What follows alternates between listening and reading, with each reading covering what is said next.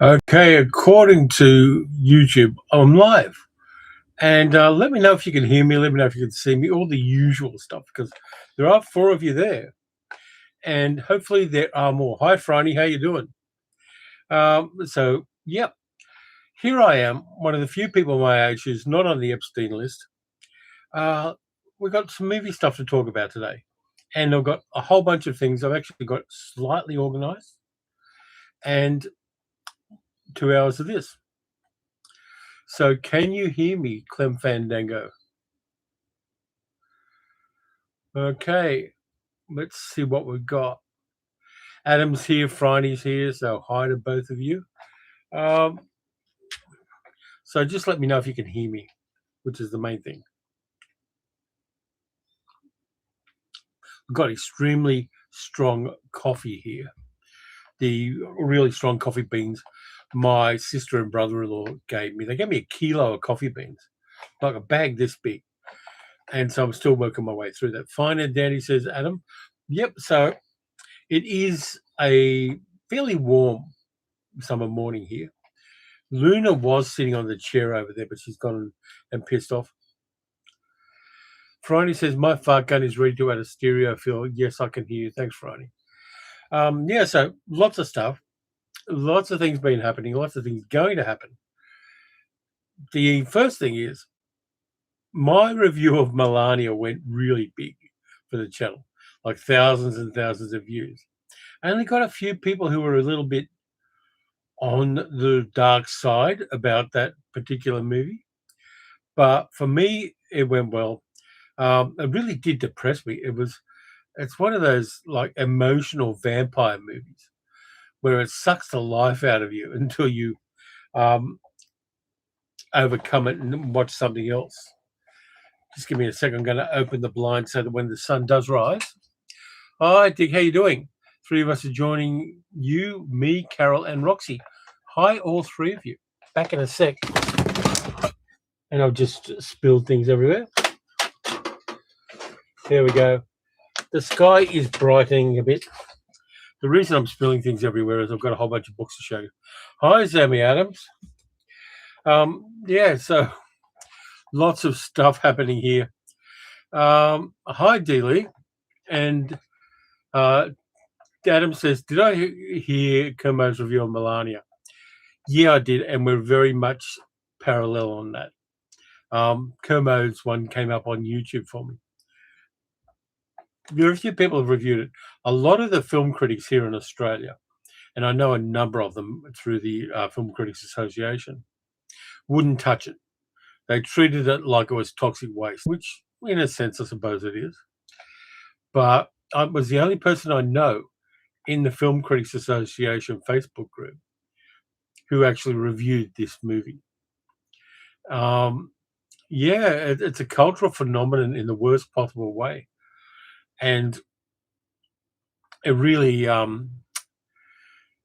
there's something about it that really is so negative and so dishonest and so appalling that anybody with any sensitivity, whichever side of politics you're on, is going to wash their hands after they watch it.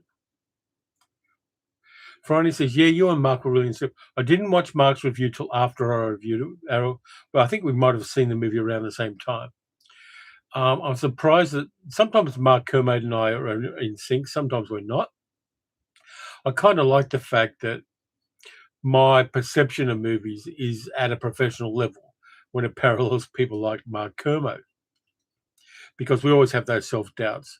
We've always our own worst enemy sometimes. But in this case, we were on board. There were some people who were apologists for it, but I distrust movie reviewers who go positive on a movie that's like this. I think your integrity is your currency in this kind of a gig.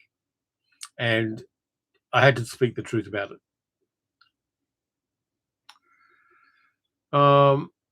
For sale. Hi, for sales here. It's a dirty job, but you did it for us. Yeah, it's like proctology. It's a dirty job. Someone's got to do it. Dilly says, sounds like the reviewers who did Brave need a support group to recover their love of film. I bounced back quicker than I thought. I reviewed the movie, and then I thought, I've got to get my mojo back. And so I watched Head, the Monkeys movie, which is one of my, it's right up there with my favorite, maybe 100 movies. So I rewatched Head, and that kind of brought me back. It's one of those things where you've got to wash it off you and go in with something else. Adam says Brett Ratner was the perfect choice for such a project. Yeah, dishonest, Epstein bro. There's just so much toxic and all that stuff. Friday says Brett Ratner, the second most famous Ratner in the UK. Who's the most? Yeah, Head's great. I love Head. I first saw Head in the cinema when I was a kid because I was a big Monkeys fan, and I was showing it at the Regal in Liverpool, in Sydney, and I loved it. It blew my mind, but I loved it.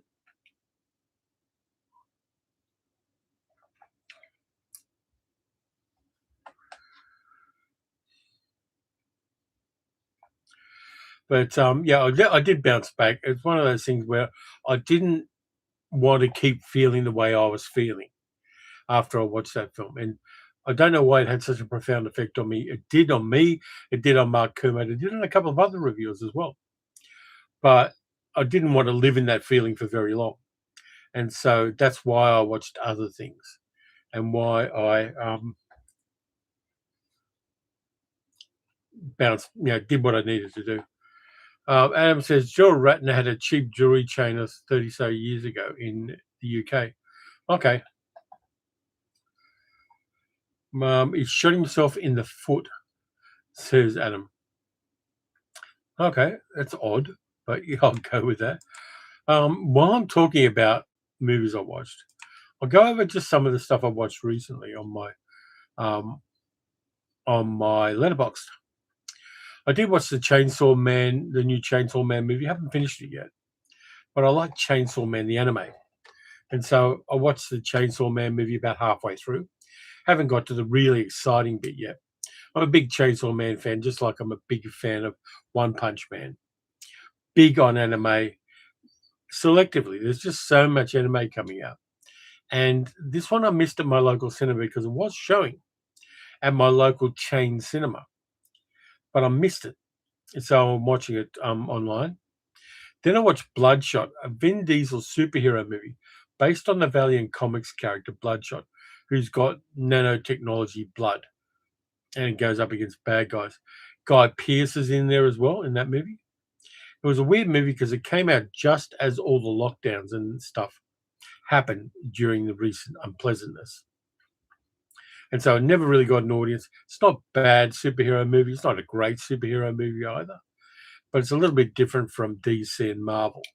And I kind of like it. I've got it on DVD. I don't have it on Blu-ray because it never got a Blu-ray release here in Australia. But I watched Bloodshot as one of the other things I did after watching Melania. I've watched a number of movies after Melania.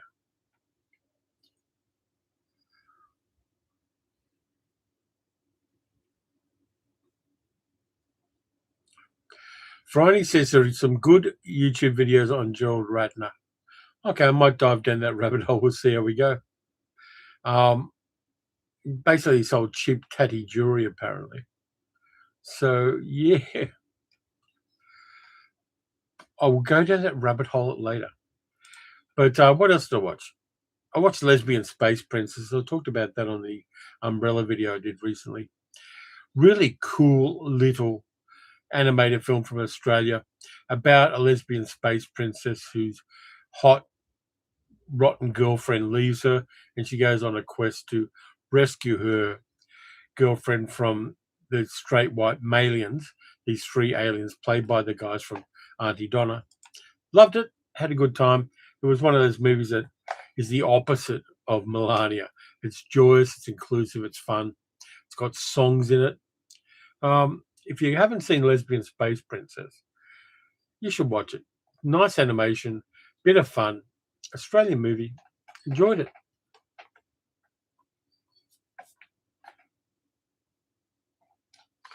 More coffee is required. But so I did get my mojo back pretty quickly. It is a thing where, at least for me, I don't know how this is for other people who review or watch movies. I've got to open myself up to the movies. I've got to kind of be in an emotionally vulnerable place to kind of see what the movie's putting out as far as emotions are concerned. And that's why Melania hit me so hard. DB Cooper said, I recently watched Umbrellas of Cherbourg. My friend and I were thrown at first because we didn't know it was a musical, but then I ended up enjoying it. Umbrellas of Cherbourg's fantastic. You should check out The Young Girls of Rochefort as well, which is the other Jacques Demy musical. It's one of the other Jacques Demy musicals. Perdonne is another one. But the Young Girls of Rochefort is joyous.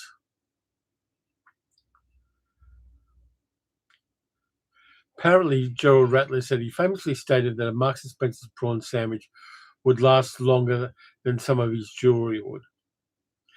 Not a nice person then. B. Garvey's here. Rochester, New York, 10 degrees Fahrenheit, minus 12 centigrade for the first time in 48 hours. Looking forward to seeing Good Luck, Have Fun, Don't Die. Yeah, I'm looking forward to that too when it comes out here. Minus 12. I've never been in minus 12. I've been to minus 8 because I was in rural New Zealand once when the temperature got down to minus 8. And I thought, no, that's enough for me. I was out collecting pine cones to burn in the fireplace. And it got down to minus 8, and I went, no, not for me. I was born and raised in a subtropical environment in Sydney. Don't deal with the cold very well. Why is my nose itchy? It's not cocaine, before you ask. Yeah, I've been seeing a lot of stuff with frozen rivers in the United States. And I thought, if your river freezes, you're living in the wrong place. That shit is just inexplicably bad. Having said that, we've got weird weather here as well. We had thunderstorms last night and rain for the first time in about a month and a half. So we got some thunderstorms in. May get more of them today. It's still feeling quite humid here. Temperature's 17 degrees, by the way. Sammy Adams said, I've been watching Night Pod. I forgot how amazing it is. It is. I ended up with 2 copies of it because friend of the channel, Armin, gave me a German pressing on Blu-ray of the Night Porter, and already had an Australian one. So the German one's apparently got a few more extras and things in it. So I'm keeping that one to watch later. But yeah, Night Porter, I saw that again when I was I might have been 19 or 18. Messed my head up at that age. But a lot of the movies I watched at that age messed my head up. B. Garvey says, most of Niagara Falls is frozen over. You know, that's the thing. It's not, people are saying, oh, now global warming doesn't exist because of this stuff. Problem is that the polar vortex is fluctuating into lower latitudes because of the chaotic weather systems, which is why you're getting all that weird weather in the Northern Hemisphere. I know Japan got a whole bunch of stuff. It snowed in Tokyo yesterday. And the UK starting to get hit by it, and Europe as well. And the United States. It's that chaos, which is part of climate change. And we're getting it weird here too. We get really hot days for a day or two, and then it gets down to like 20 degrees, and then it goes back to 40 degrees, and then it goes down to 20 degrees. It's very chaotic and it's very weird, but it ain't normal in the old sense.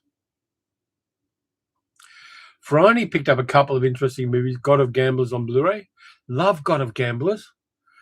I had it on VHS when it first came out, and I saw it in a Chinese cinema in Burke Street in Melbourne. God of Gamblers, fantastic. Choi Yun-fat, an acting god. And Derek Jum's The Last of England on DVD. Hadn't heard of that one. Sammy Adams says, I Will Walk Like a Crazy Horse is amazing by Arabal. Cool. Carol says, been chucking it down here most of the last week. No snow for us. Yeah, it does vary a lot, but you guys are down on the south coast too. But yeah, it's been a bit nutty here. I'm going to the movies too, by the way, today. I was trying to work it out because I went to my local, which is about 1 kilometre away, and I looked at their website. What I'm going to watch today, I'm going to go to the movies today and tomorrow, probably. Tomorrow's still a little up near, but we'll find out. I'm going to see We Bury the Dead, the new movie by Zach Hilditch, who gave us a really good Australian apocalyptic movie called These Final Hours in 2013. This one's got Daisy Ridley. It's set in Tasmania about a chemical waste dump by an accidental chemical wasting by the Americans, which basically killed most of the people in Tasmania, but some of them are coming back to life. So I'm looking forward to seeing that because I know Zach Hilditch delivers. So that's going to be today's. And I'll probably leave that for Science Fiction Saturday this week. So I'm going to see that. And then I'm going to see Iron Lung, the movie made by Markiplier, a YouTuber, a science fiction post-apocalyptic movie. I'm going to see that probably tomorrow. Dick found 3 Porky's movies still sealed at a charity shop, along with some network titles. So another haul video probably coming soon. Cool.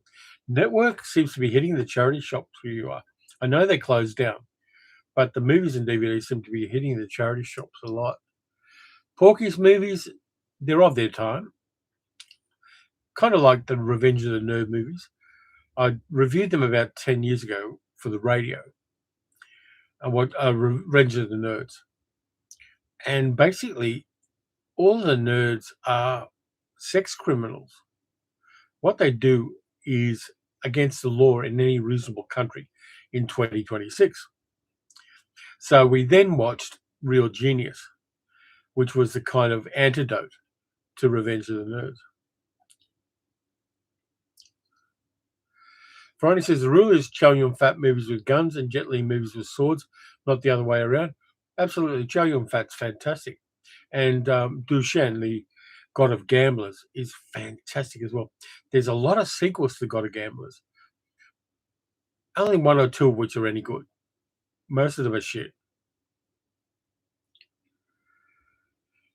DB Cooper says These Final Hours was on TV in Manila when I was there, so I stumbled on it with no clue with what I was watching. These Final Hours is terrific. Good character-based apocalypse movie.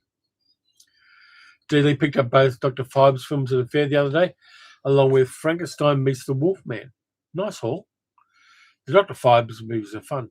In fact, Valley Kemp, who's in the second Dr. Phibes movie, I think she plays Volnavia in it, is a Facebook friend of mine. She's an artist living in Sydney now.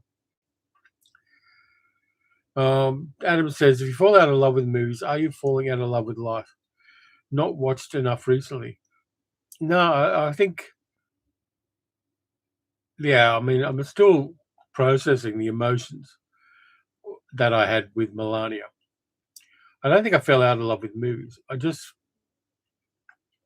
it hit me, and it hit me in a bad way. In the same way it hit Mark Kermode in a bad way. And the only antidote to that stuff is to watch good movies, or movies you enjoy, or movies you love, or movies that unexpectedly delight you. Dick says, a copy of Craze with Jack Palance, which I know nothing about apart from what's on the DVD case. It's a mad movie. I saw it in the cinemas when it came out, and I now have, I think, a DVD copy of it myself. Totally over the top Jack Palance movie. Set in the UK and filmed in the UK, which is probably why you got it, Dick. But yeah, what else did I watch? Let me have a look. Sorry. I did watch the first Toxic Avenger movie. I got the Tox box set from Umbrella, and I'm going to work my way through all of the Toxic Avenger movies, ending on the new one. So I watched the first one. Very fun, very weird, very strange, very political as well, because the mayor of Tromaville is corrupt. And so there's a thread all through the Toxic Avenger movies of fighting corruption at the top levels of society. People don't think of the Toxic Avenger movies as being political, but their subtext is definitely that. and I kind of liked that. It was fun rewatch. Going to watch the second one, then the third one, then the fourth one, then the new one. All of which Umbrella put out on 4K in that Tox box set, along with the Blu-ray copies. So you get like 10 discs in the set. So I watched that and had a good time with that.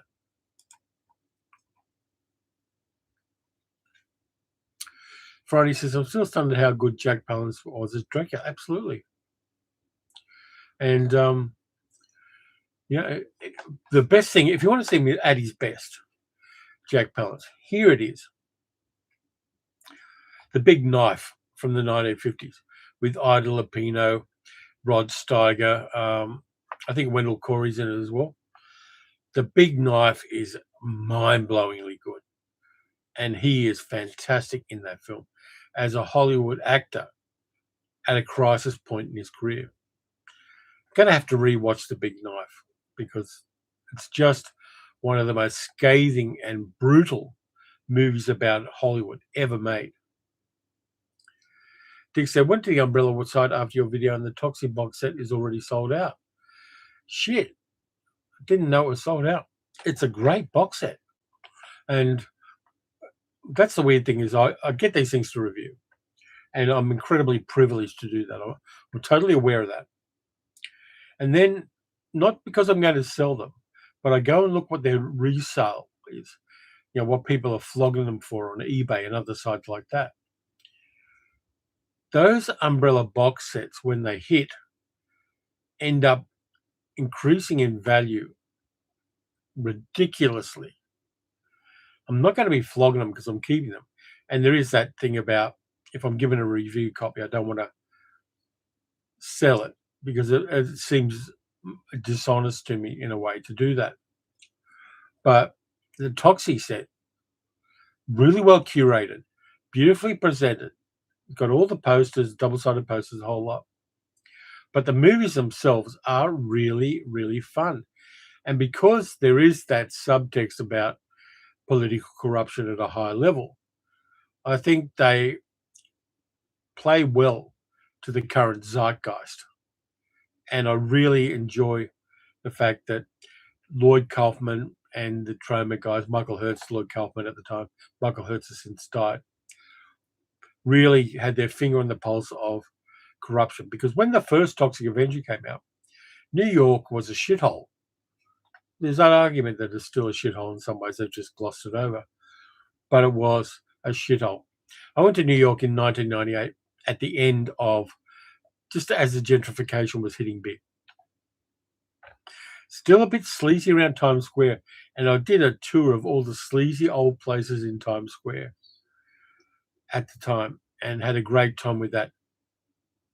So I kind of still got that sense of Taxi Driver New York was still there a little bit at the time I went there.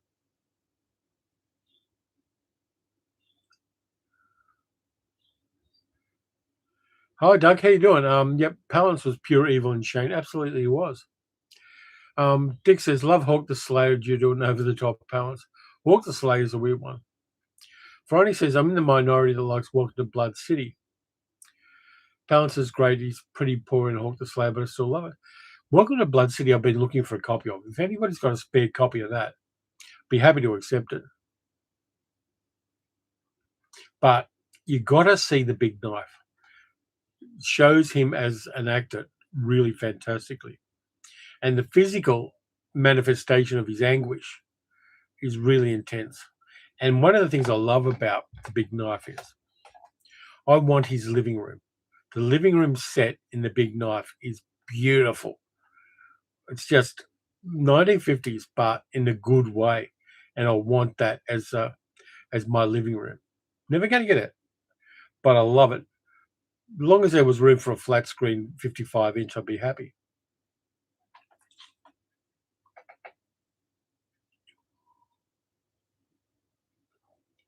The coffee is hitting just perfectly here. I got up at 4 o'clock this morning. My brain started racing the way it does. So I got up at 4 o'clock. It's now 7:25. So I may go back for a nap later before I go to the movies. But I did get up early this morning and did all the necessary stuff, fed the cats, breakfast and that. So hopefully I won't peak before the end of this live stream. But yeah, Palance, I think, was a good actor who didn't look like a movie star because of the facial stuff. But I think he was a better actor than he was given credit for in a lot of things. Yes, he won the Oscar for that silly movie with Billy Crystal, but I think he should have won one earlier for other films in which he was much better. So yeah, but let's just finish up. Palance's Oscar push-ups for a classic, says Doug. Yeah, tough guy. The other things I watched yesterday, I went on a sleaze tour of Tubi and other places, and I watched Glen or Glenda, Edward Jr.'s Glen or Glenda, which is really interesting because Edward Jr. was a cross-dressing person, and he was slightly gender fluid, though that term wasn't there in the 1950s. But the fact that Glen or Glenda was made in 1953 and talks about people who transition to the correct gender, people who are less on that sliding scale and just want to dress as a woman. It's a very forward-thinking movie for that time, and it's a compassionate movie in an odd way. For me, Glen or Glenda may well be the best Edward Jr. movie because it's him kind of groping for an understanding of his own nature and trying to project acceptance upon an audience. It's very forward-looking, that film.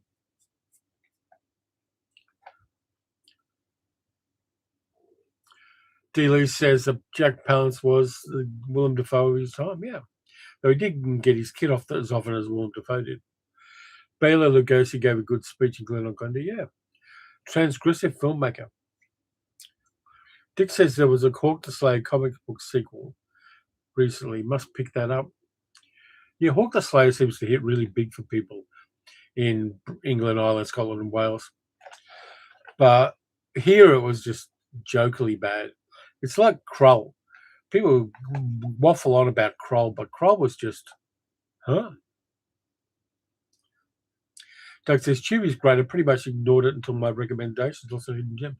There are, Doug. Yeah, you do get the ads in it, but in spite of that, it's a good place to find hidden gems. The other thing I watched on Tubi, and I've got this on Blu-ray, so I don't know why I bothered. Sorry, DVD. I watched Dolomite with Rudy Ray Moore. Really kind of street-level blaxploitation movie from the 70s with Rudy Ray Moore doing some of his shtick. It's kind of a documentary in a sense too, because it shows the working-class black streets of Los Angeles in the 70s, and also what nightclub acts were like in the black community in the 1970s. And that's kind of cool as well. Adam says, I'm from the UK. We know it's a bit weak, but there's something amiable about Hawk the Slayer. Yeah, probably. But I'm kind of both ways. I saw a lot of exploitation films from the United States. I saw a lot from England. I can just swim in both waters. Franny says, I saw Hawk the Slayer in the cinema, so fond memories. Has a lot of problems, but love the ideas. I'm going to have to rewatch it now. You guys have convinced me. I'll rewatch Hawk the Slayer. But, Dolomite I really enjoyed. And the sequel, The Human Tornado, is fun as well. I've got that on DVD as well.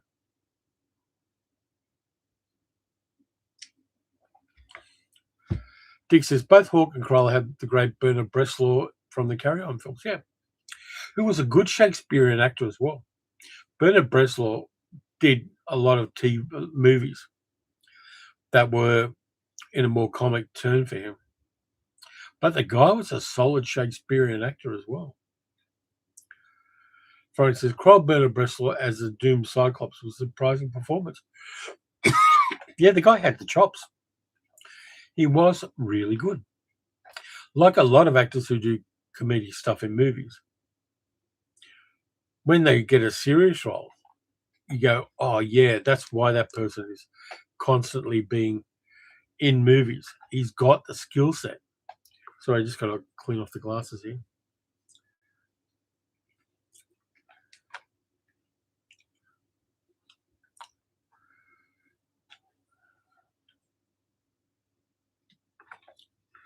There we go. I can see again. Yeah, I mean, there was so many of those fantasy films were kind of trying to, in a fantasy context, emulate Star Wars. None of them succeeded. Friday says, Kroll has some great ideas again, but it didn't gel. And the super weapon did look rubbish. Yeah, that's the problem.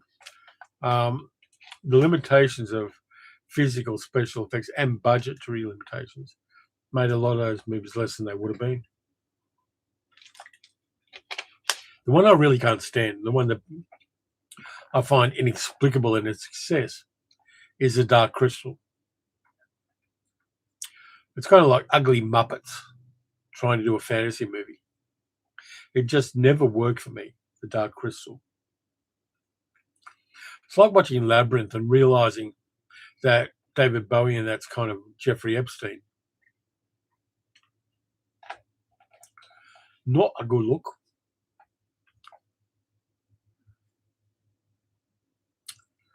Oh, yeah, that's what I got too. Got something for you.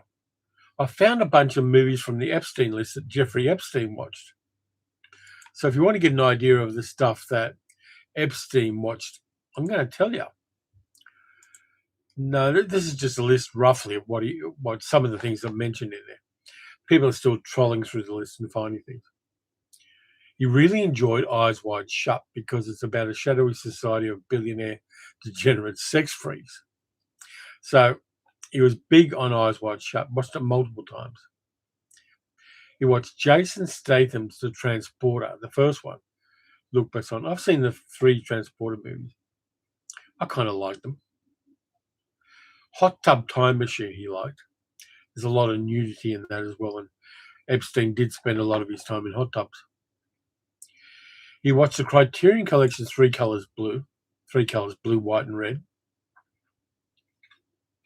Even Jeffrey Epstein occasionally watched good films. Maison Close, a period drama based in a French brothel. He watched Hannah with Saoirse Ronan as a CIA-trained teenage assassin. He watched Edge of Darkness, the remake with Mel Gibson, which was shit. And that's pretty much all the interesting stuff that Epstein watched.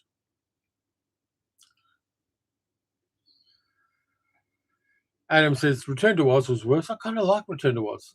I think there's some interesting stuff in Return to Oz. Ugly Muppets would make a good band name. Feel free. Doug says, love that whole sword and sorcery period of the 80s. Love the Beastmaster, particularly Tanya Roberts. The least cool Criterion Closet choice. Yeah, it would have been horrible if Epstein had gone to the Criterion Closet.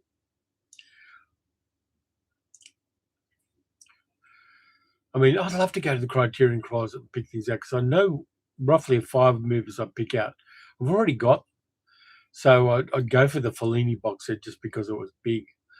But I know a lot of the movies that I'd pick from the Criterion Closet were in there. Forsyth says, I saw Eyes Wide Shut in Maui in 1999. Sad to know that the beautiful art house cinema I watched it in burned to the ground. That happens. I mean, so many of the cinemas where I had formative cinematic experiences are closed down. The Regal, which was my go-to cinema when I was young, was torn down. It turned into a carpet warehouse for a while. And it got torn down, and there's a cheap hotel for businessmen to stay in its place now. And there is a little bit of historic stuff in the lobby of that hotel. But were I a billionaire, which is never going to happen, I'd rip down the fucking hotel and put a cinema up there again, just on general principles. And there are a lot of old cinemas in Sydney and Melbourne, which have now been converted into something else. And again, if I was a billionaire, I'd buy up the buildings and turn them back into cinemas again. D. Lee says, Eyes Wide Shut is one of Kubrick's I saw for the sake of seeing it and need to never do so again. Don't think it's his best work. And there's a really odd lack of chemistry between Tom Cruise and Nicole Kidman in that movie, which may be indicative of something else. Who knows? But yeah, I haven't seen it for a while. I know I've got a copy of it. Have I got a copy of it? Let me get my phone out, which has got my database on it, and I've got a cloud backup of the database as well. Do I have a copy of Eyes Wide Shut? I've got Eyes Without a Face. I don't have Eyes Wide Shut.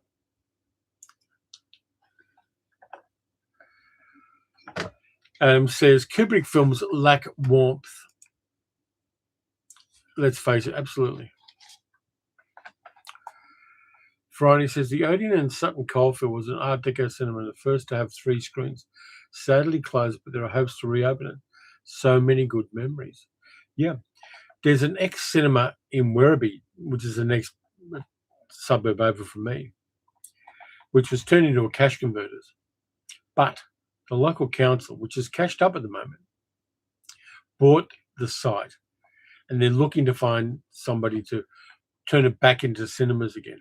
So it's going to be multi-screen boutique cinemas right near the railway station in Werribee, which is good because public transport access is always good for cinemas. And over the next few years, they're going to turn it back into a cinema. And I am so looking forward to that, because the next place that's like that I can get to is in Yarraville, about 15 kilometres away on the train line, and at the Sun Cinema, which is, again, a terrific cinema with 10 screens. One of them's got like 20 seats in it. But I'm looking forward to the one in Werribee being turned back into a cinema again. I'm going to really love it when that happens. Yeah, Kubrick films are never warm. They're never passionate and like that.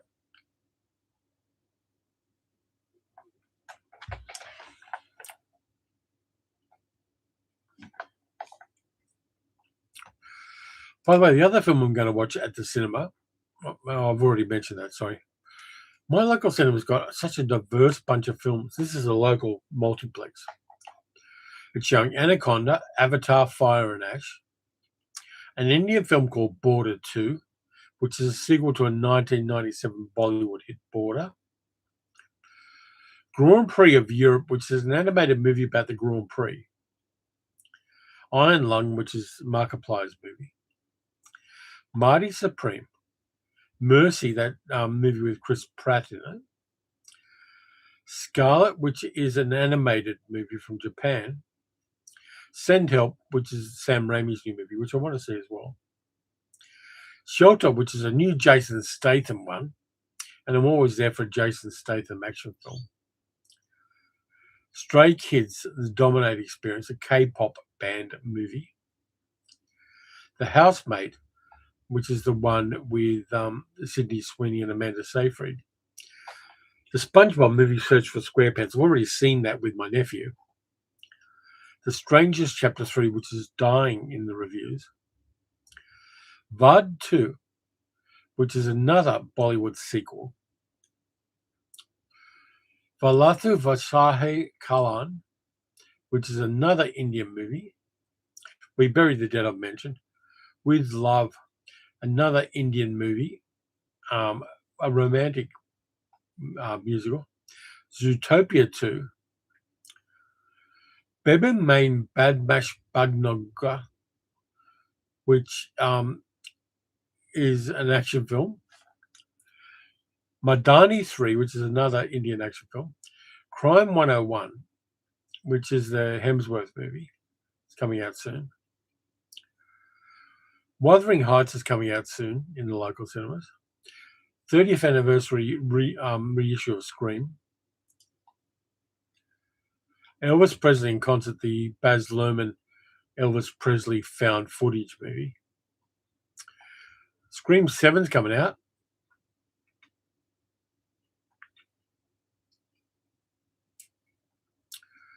Yeah, lots of films coming out in my local, so I've really got to hit that card again.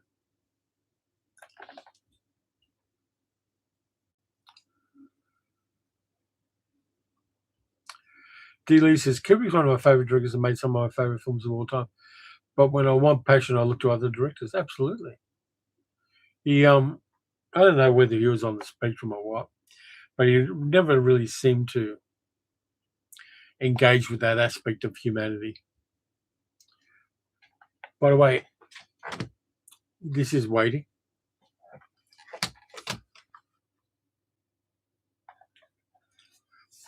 So yeah, I'm going to hit the movies at least twice this week, which will be fun. And I'll keep going through the Toxic Avenger movies because they're fun. They're popcorn. They're silly. They're just right.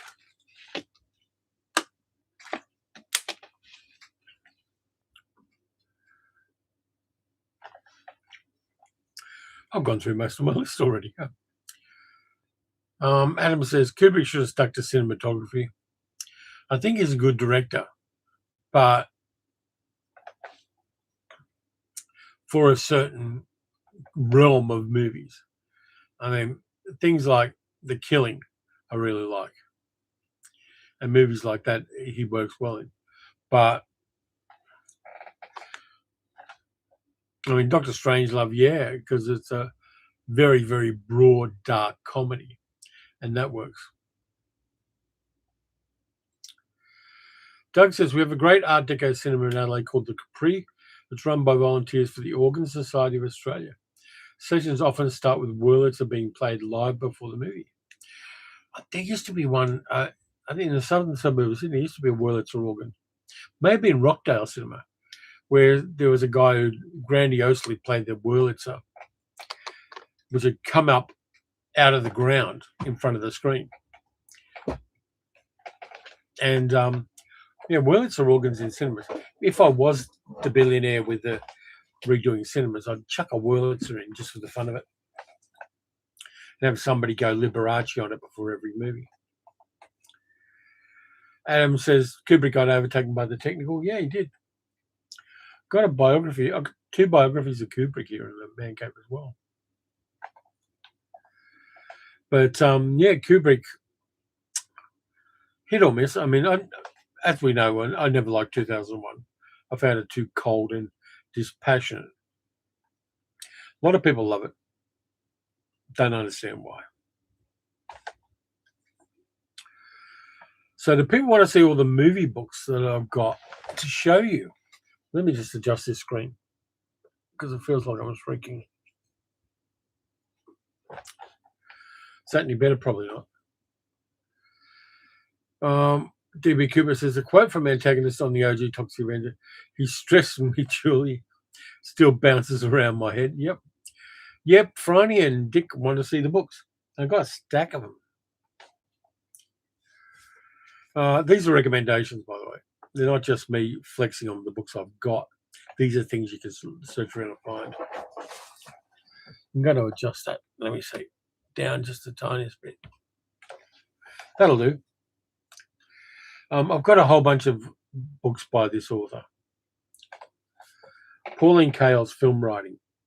I've got a whole bunch of Pauline Kael's movie reviews and film writings. This is one of the later ones from 83 to 85. But there's Kiss Kiss Bang Bang. There's a whole bunch of other ones. If you see these around secondhand, pick them up. This one's fantastic. What's in this one?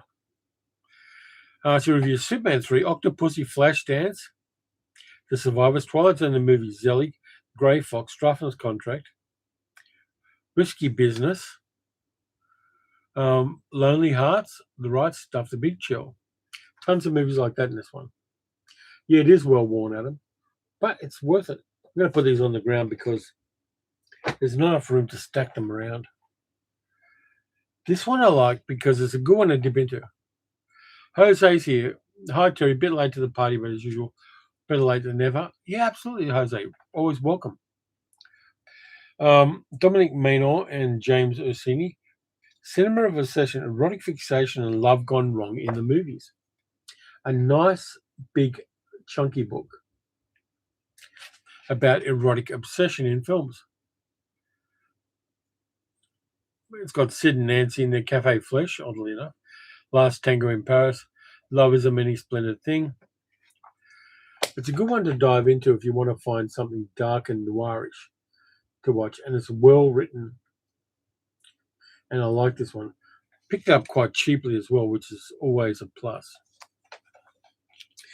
When I go to bookshops, whether it's new or secondhand, one of the first places I go to is looking for movie books. If I go to Borders, there's a big bookshop.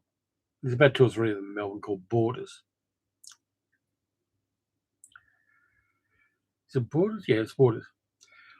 And you've got to go right down the back, in the back corner, to find the movie reference books. Yeah, Adam, it is a good book, that erotic obsession one. Fantastic book. This one someone sent me, I think, from the National Museum of Photography, Film and Television. No, it's Reddings. It's not Borders. It's Reddings is the bookshop. I was wrong. Beating the Devil, the Making of Night of the Demon. Hi, Ola Greg. Yeah, so this one about Making of the Night of the Demon. Jacques Tourneur. Great book. Fantastic book. And I also got some postcards in here.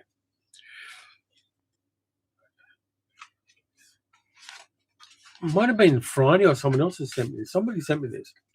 And I know because I got postcards in it as well. But yeah, that one is a good read. Alex Cox Forward, yeah. It wasn't you, Friday. It was somebody else. It might have been Evil Pixie. Horror Renaissance Chambara. But that one I like as well. I could have done this with 100 books because I've got a shit ton of them around here. But I'm not going to do them with that. Fun movie, Night of the Demon. Really enjoyed Scary as a kid. Dana Andrews did not want to be in that film. It was his loss. On the other hand, he was on the Terps at the time. Friday says, do you think I need a copy of that? Absolutely. This one's a vulgar pleasure. The 50 worst movies of all time. For Sale said, I saw Night of the Demon at the movie club in Times Square back in the 70s. Cool. Yeah, Evil Pixie, thank you. I really appreciate that. Great. Cool book, The Night of the Demon one. Missed out a copy of that a few years ago at a charity shop. Last time I looked online, it was going for over 80 quid. Evil Pixie, you've done me a solid then. Yeah, but 50 worst movies of all time by the Medved brothers, who became right-wing nutjobs. But there are so many good, bad movies in this. I disagree that Godzilla versus the Smog Monsters is a bad movie. But a good one to dip into. Was really popular for a while. B. Garvey says, I wonder how many of the bad movies you've seen. Probably a lot of them. The Omen's in there. And I agree, The Omen is a bad movie. Myra Breckenridge. Last year at Marienbad. The last movie, the one that Dennis Hopper did. Jonathan Livingston Seagull, which got an imprint release, and I never picked it up because it was a shit movie. But I got that there. Plunk on the ground.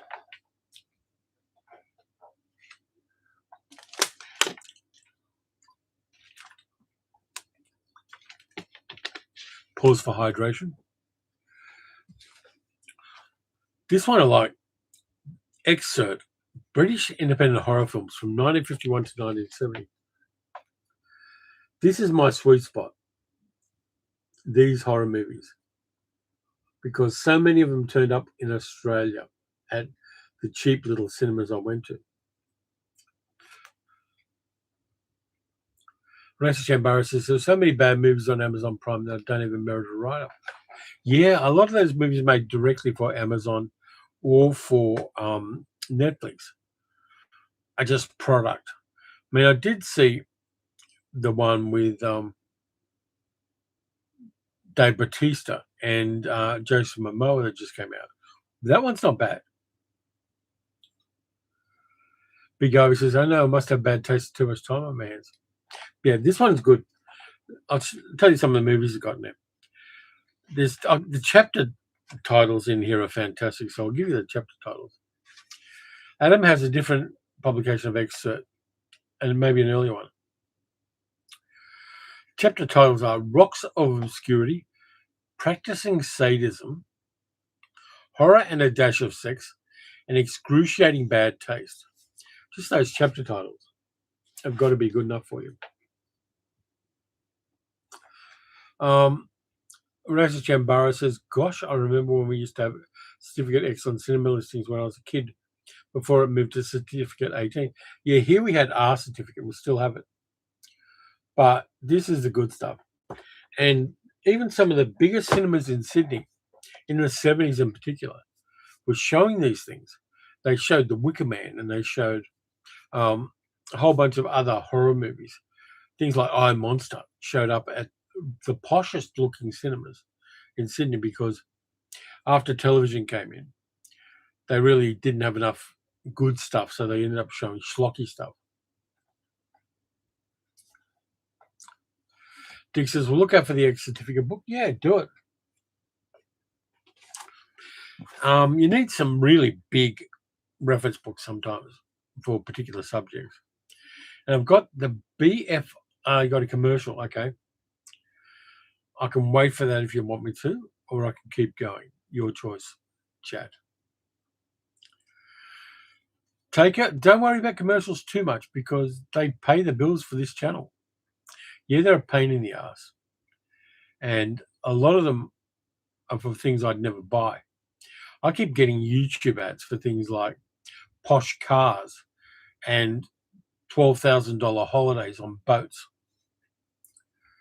Dick says, lots of ads for tonight, which is good for me. Yeah. DB Cooper says, I spent a long evening right after having popcorn and Reese's peanut butter cupcakes for dinner, watching both parts of Che with Benicio del Toro. I haven't seen that one. Keep on with the book, says Adam. The BFI Companion to the Western. This is a chunky one and enormous. And it's got a lot of Westerns, and it's also got some color plates in there as well, which is good. But it's got alphabetical listing on things. And it's got, first off, it's got themes. So it's got like an alphabetical listing of themes in Westerns. And then it's got the movies from A to Z. But that one's a good one if I want to dip into Westerns and find out a bit more about some of them. Not small. Forsyth says, the best Western I ever saw was My Darling Clementine. Interestingly enough, there's an upcoming box set of Westerns that Imprint are doing. Kind of like they did the Tales of Adventure box sets. But they're doing a box set of Westerns. And it's got one of my favorite Westerns in it, Will Penny. Friday, 5 quick. Godzilla versus Smog Monster. It's where he sticks his tail between his legs and flies backwards. Celebrating atomic fart flying. We have the technology. Thank you, Friday. I'll give you a sweeping one. That was small. Thanks, Friday. I can recommend Alex Cox's 10,000 Ways to Die on Speedy Westerns. It's a brilliant book. It's based on his doctoral paper. Cool. Dick says, I think the picture on the BFI book is from The Long Riders. I think it is. Small Godzuki. Yeah. Godzuki, yeah. Smog Monsters is great. This next book is one about a movie I thought I'd never see, but I did. Because Netflix, for all of its sins, put together an edit of The Other Side of the Wind, the last Orson Welles movie. It's still on Netflix. If you haven't seen The Other Side of the Wind,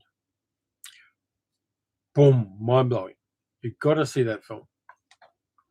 But there's a book about it by Josh Karp called The Making of The Other Side of the Wind, Orson Welles' last movie, which is about the making of it, not the edit, but the making of it. And when Wells died, all the pieces were together. They had all of the stuff in the can. They had all of his notes. And I remember Orson Welles went to a awards night and begged for money to finish that film, and it never got finished in his lifetime. I guess it was Bogdanovich's last movie as well. Yeah. But good book to have. I really hope at some stage the Criterion Collection or somebody like that puts out a physical copy of The Other Side of the Wind, because if you haven't seen it, it is mind-blowingly good. It's just incredible, and the things Wells does in camera show that he never lost his mojo, never lost his magic. What he lost was funding. And Wells there's a documentary called Orson Welles Magician. And in a cinematic sense, Wells was a magician. He does some in-camera stuff in The Other Side of the Wind that blew my tiny mind. Aren't there more unfinished Wells out there? There probably are. But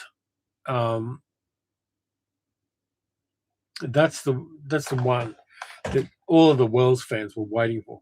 They're redoing the Magnificent Ambersons, and they're looking at doing some CGI face changing stuff to fill in the gaps of the stuff that Wells wanted in the movie but were cut out by the studio while he was doing a documentary in South America.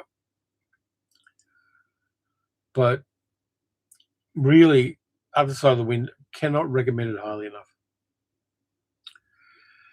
When will The Other Side of the Wind get a physical release? Who knows? But I sincerely hope it does. I would dearly love to own a copy of it.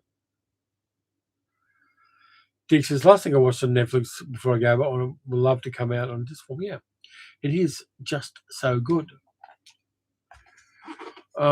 Next thing. This has got movie and TV reviews. Gonna have a drink first. Okay, that bottle's empty.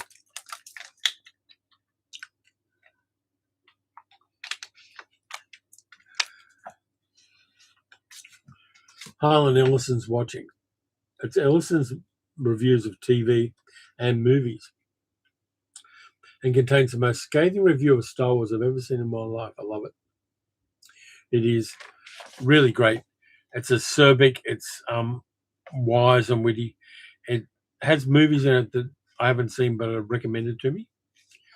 I'm gonna have to dive through that one again, because Harlan Ellison's watching is a really good book. Probably a little hard to find, along with a number of other books he's got. This one's this is the first edition, come to think of it, from 1989. I've got that. I've got a few other Harlan Ellison books, some of which are autographed. Some of them are autographed to me, come to think of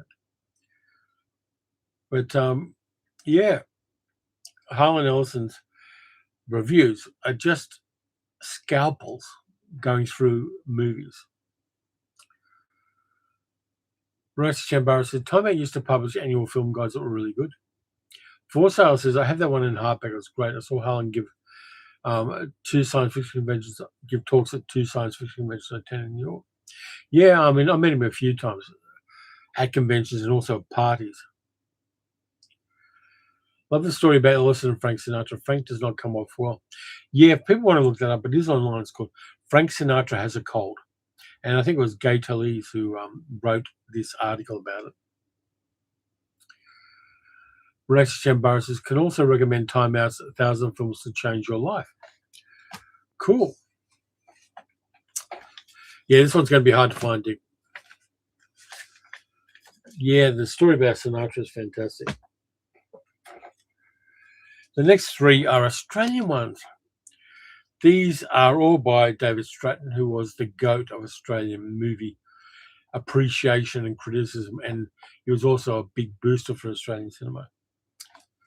The Last New Wave, which is about exploitation movies, and it's meticulous in what it's got.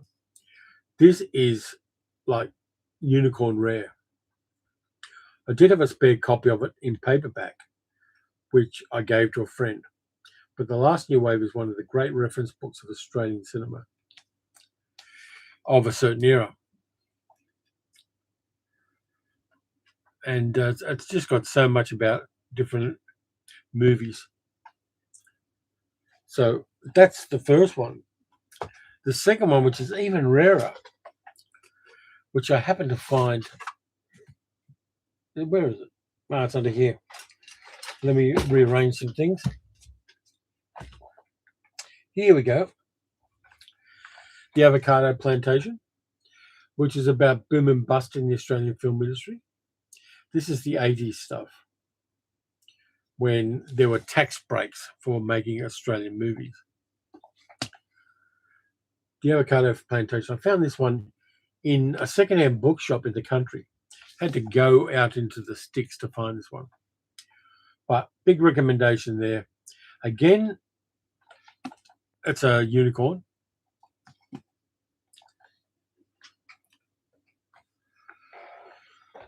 Message Barrow says, one of my favourite Australian films is Razorback. Yeah, I've been out to Silverton where they filmed that.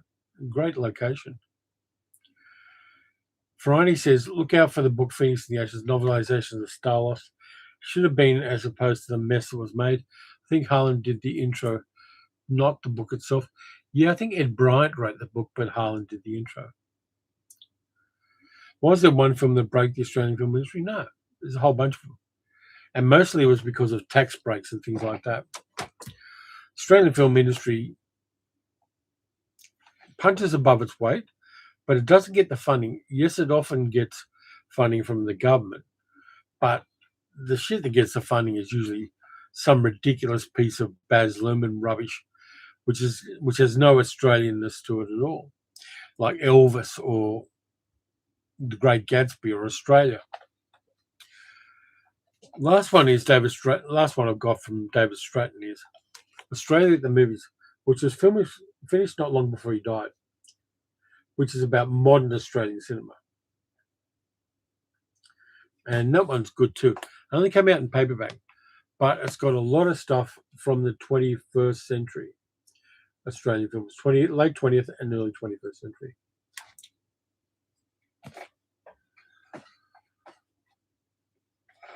Madam says, we had a film in the UK called Revolution with Pacino, which did over here.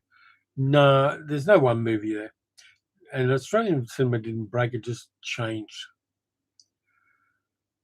Melania Barrow said, I'd love to see Mr. In Between get a full cinematic treatment. The Horseman, I think, is a kind of iteration of that. Friday says, yeah, it was Ed Bryant. I used to have a copy, but it got lost. So many of our books get lost. Yeah, the coffee's gone cold, but it's still strong. Next one. This one I keep going back to. And I really want to do a video about queer cinema. But I've been reluctant because as a kind of cishet male, I don't know whether I'm entitled to. It's a weird thing, but that's how I feel. Vito Russo's The Celluloid Closet, which was also a documentary, but it's about queer cinema all through the history of movies up until, when did this come out?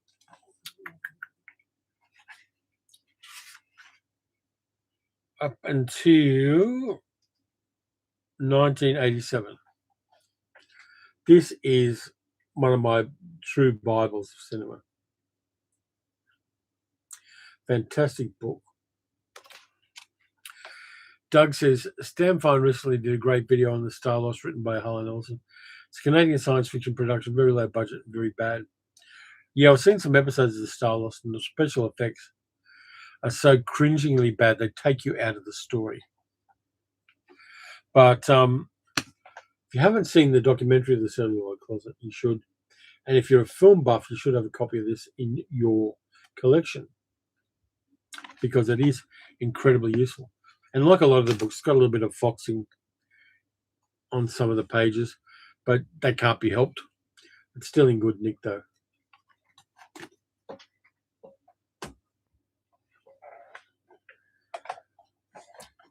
Wait for the chat to catch up.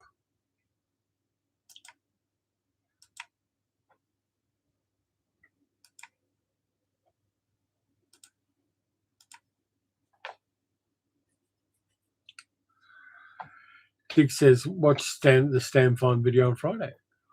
Yeah, the Star Loss was just an opportunity lost, I think. D. Lee says, for a classic book about Hollywood in the 40s, I'd have Friedrich's City of Nets, which gives the social context as well as details of film history at the time and the impact of the Red Scare.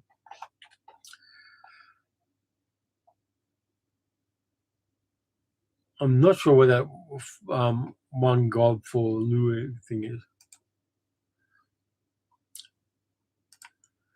Just remove that.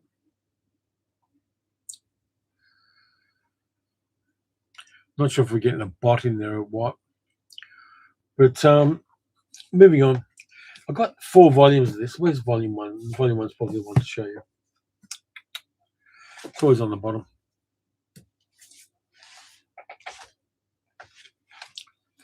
Franz Rottenstein's book on fantasy and science fiction were great. Still have them, says DVD Delirium, the International Guide to Weird and Wonderful Films on DVD. This collection, there's 4 volumes of this, and they're all like that. I've got all 4 of them. But they're good to dive through and just detailed reviews of the movies. Not so much of the discs themselves, but a really good listing of movies in here. Some of which only ever got DVD releases and now are getting 4K and Blu-ray releases. Piranha, Psychomania, which is another good film in a weird way. Shiver of the Vampire, Shock, Slipper and the Rose. Haven't heard of that for a long time. Slugs, Solaris. Good one. And they're all 4 volumes. Are just so complete and the reviews are good in them.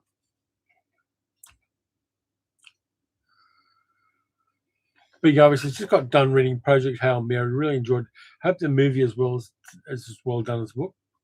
The movie from the last trailer I saw looks good. Friday says, I love Psychomania. Do I have a Psychotronic Cinema by Michael Walden? Yeah, I've got both Psychotronic books. They're over there somewhere. But the Psychotronic books were the GOAT at one stage. Just like the cult movies books that Danny Peary did. Got those as well. Funny story about those.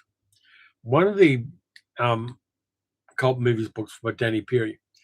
At one stage, I sold a bunch of my books because I was broke. And then years later, on eBay, I bought a copy of them again.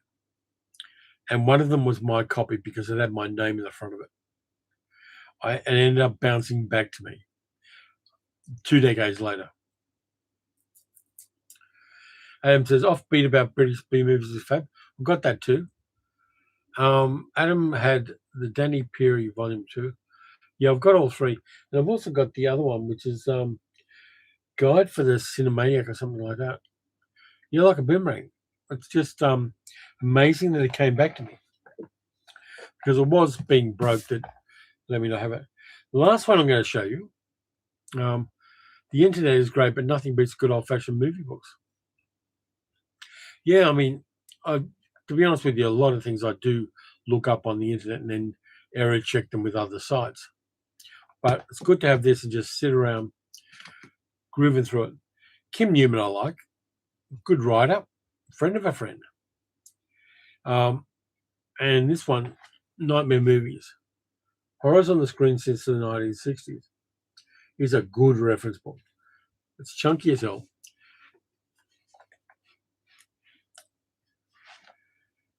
It goes through everything from Cronenberg to Troma,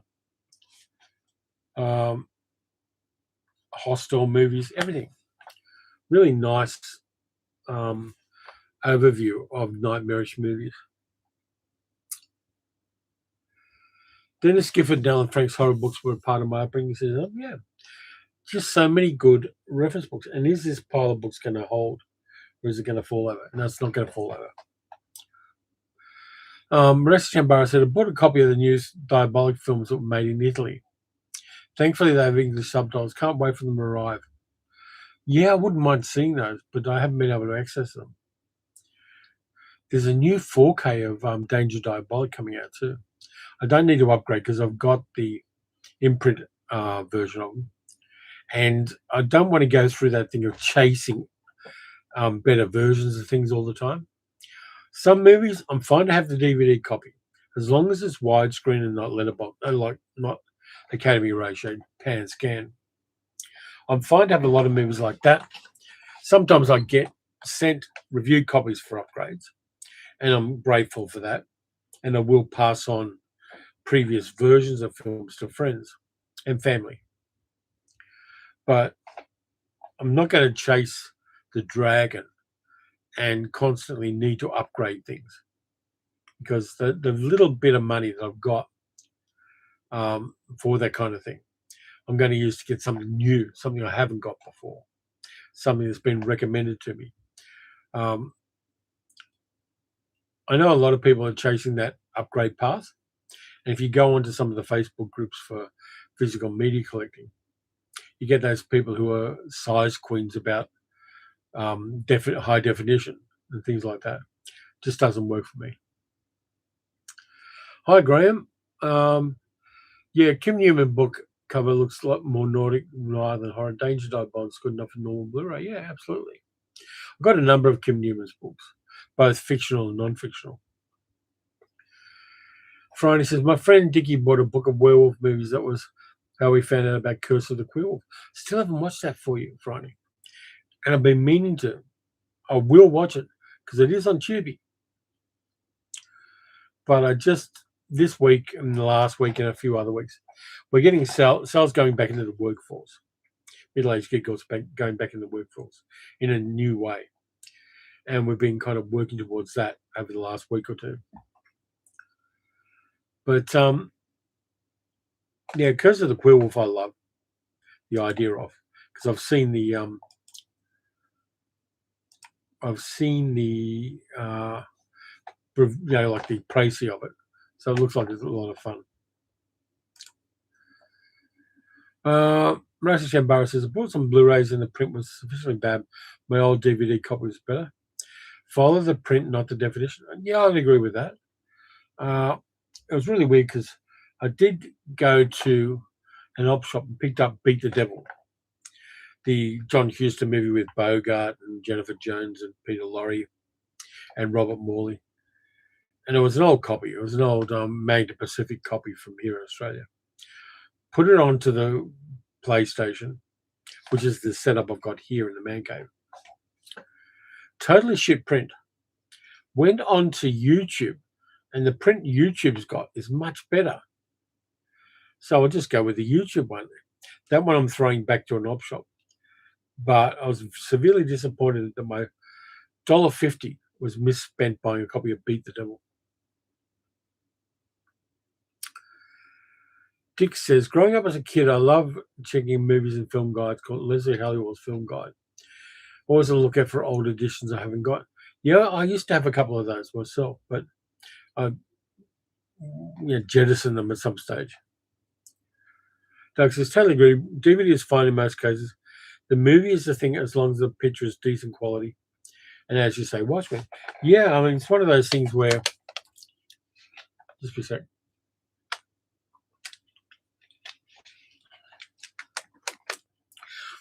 When I'm reviewing the collector's editions that I get from Imprint and Umbrella, and again, I am incredibly lucky to have those. I like reviewing the extras. I like the lobby cards and the books that come with them and the posters. But I always try to swing it back to the movie itself, because we can get caught up in the frills and the bells and whistles. But I always try to bring it back to the movie, because the movie is the thing. If I drag one of these off the shelf to watch, I'm not going to be dragging it off to look at the lobby cards. Nice though they are and interesting though they are, I'm going to be dragging it off the shelf to watch the movie. And I appreciate the essays that are beautiful in some of them. And a lot of people I know do the essays in these editions. But the film's a thing, and we've always got to stay to that. And some collectors are more about the edition than the movies, which is, yeah, it's on them. If they got the money to do it, yeah, fair enough. But for me as a film buff and also reviewer, the film's the thing.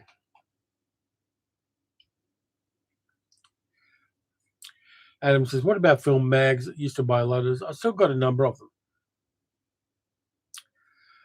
Renee Chambara says, you get some people like Criterion who do a really good job. Same with Eureka's Master of Cinema. I agree. But otherwise, I'm more circumspect on rebuying rather than buying new material. Yeah. Adam says, do you think imprint is one of the most heinous at adding to expensive special editions? I don't know what heinous means in this context. Imprint does a lot of extras on things, and they get good people to do them. And some of their editions are monstrously large. Like I've got the Life Force edition and the Kill Bill 1 and 2, which are this big. They're like chunky as hell and that thick. And they've got tons of extras and a whole bunch of posters, a whole bunch of extra books and things. They're for a specific market, for people who want an encyclopedia about the movie as well as the movie. And there is a market for that. That's why they keep doing it. But they also put out standard editions of most things. And so they've got two tiers of stuff. If people can afford it and want to have an encyclopedia about a film, they'll get the big version of Caligula. They'll get the big version of Super Mario Brothers, whatever they want. But there are tiers there. And for people who want the movie's there. There's normally a standard edition and a collector's edition. And the collector's edition, because it's so big and over the top, gets all of the publicity. Fair enough. But if you go into the Umbrella or Imprint's website, there's always a standard edition for 90% of things.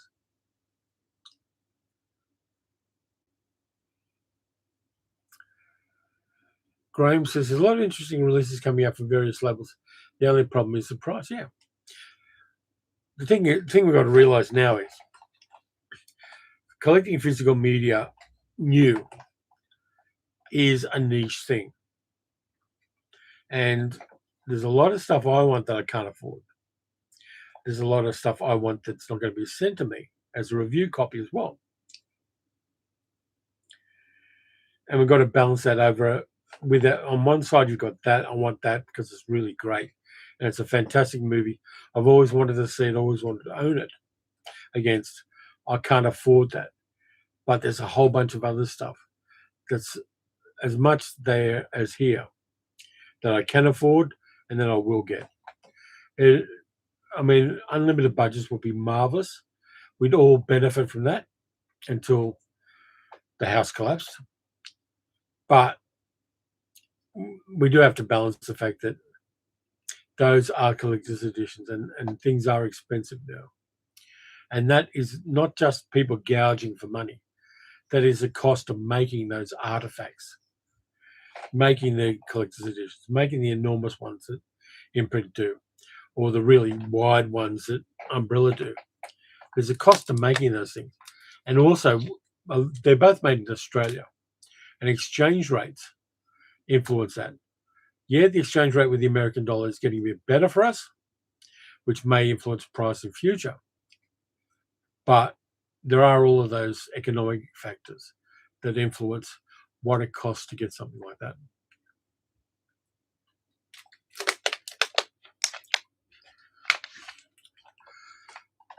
For Sale says, do I enjoy listening to commentaries? You can learn a lot about your favorite movies that way. Yeah, it depends on the movies, but yes, I do.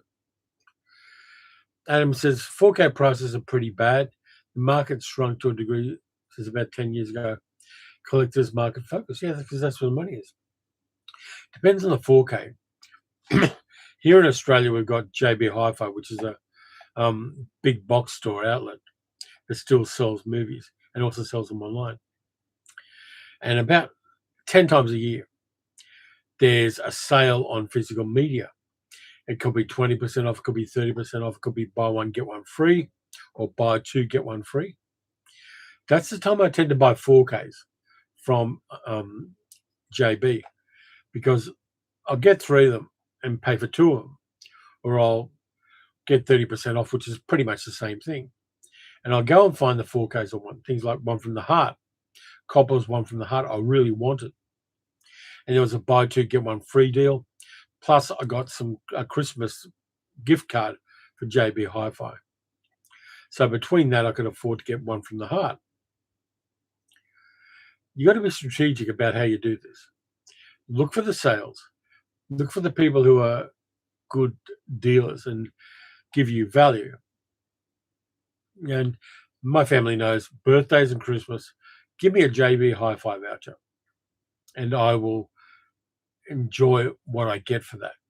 And they're good with that. So the whole fam does that for me, and I end up with a little chunk of cash on vouchers that I can use to buy the movies I want to buy. Friday says, also the companies have to balance the license costs versus the estimated sales. Sometimes the deluxe edition may be the only way to make money in a very niche movie. Absolutely. There's a lot of that going on, and the calculations are there. Imprint and Umbrella seem to be doing really well. Umbrella started as free streaming service Broly here in Australia. They've also producing some movies, so they've got a producer stake in some Australian movies that are coming out, and that then feeds into their cash flow with overseas streaming sales and things like that. But yeah, it's a complex business, and it ain't as cheap as it used to be. Carol says, same here, only with Amazon vouchers or money for Richard. Yeah, we're weird. Buying us a present is difficult. Sal has had problems for the last 25 years buying me presents, and she's eventually gone to spend this much money here on Amazon or JB Hi-Fi, whatever you like, and we've kind of come to terms with that. But it is getting niche. And looking around secondhand, the way that Dick and Carol do is the way to go. Here in Australia, it's hard to do because there are a lot of people out there looking for stuff. But country towns are still good for finding unexpectedly good Blu-rays. Dick says, with the exchange rate between Australian dollars to UK pounds, for the UK, Imprint is a good deal for me. Yeah. And Imprint is delivering good stuff. Umbrella's delivering good stuff as well. Little things like Lesbian Space Princess, which is a good little film. Very queer-friendly, but very, very funny, sweet, heartfelt.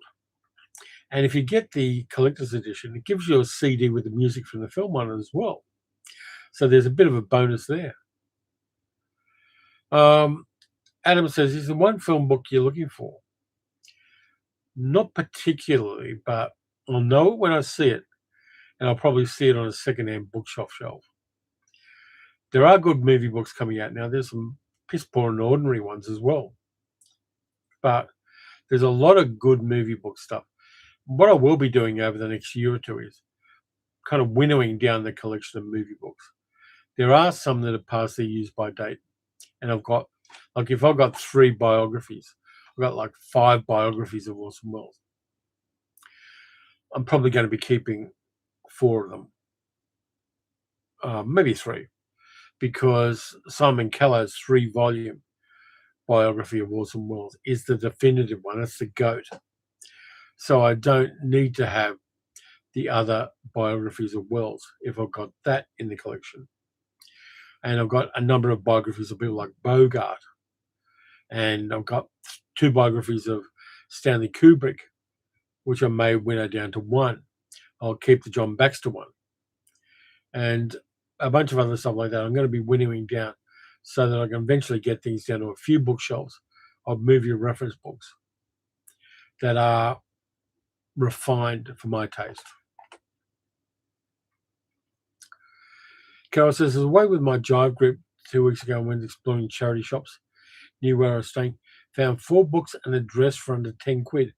Nothing for Richard, sadly. Richard can scrounge for himself. You do you.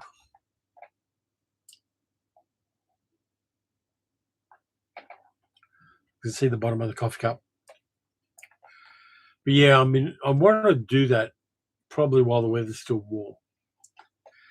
Hit a number of country towns, kind of get out Google Maps and chuck a pin in a whole bunch of country towns where I know there are secondhand book shops, or I know there are op shops, charity stores, and just do a raid one day. I could do that in the next couple of weeks, come to think of it. But I'll do that. I may well get a travel vlog out of it as well. Dig says, Carol found me some great comic book stuff recently. Good. I've seen some of your comic book releases. There's some good stuff there. Also found cool antique type place. Sent Richard photos of the stuff in the cabinet, but there's nothing. Yeah, one of the things I've got to not do is that usually you go into an antique store or a junk shop, and there's so many good toys that you want. But I don't have room for those good toys. That's a problem. Adam says, what about David Thompson? His biographical book on film people is great. I've got that one. I've also got a book of his called, what's it called? It's up on the shelf here. Let me just Google this shit.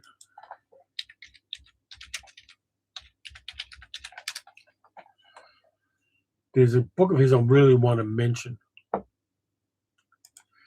because it's mind-blowingly good.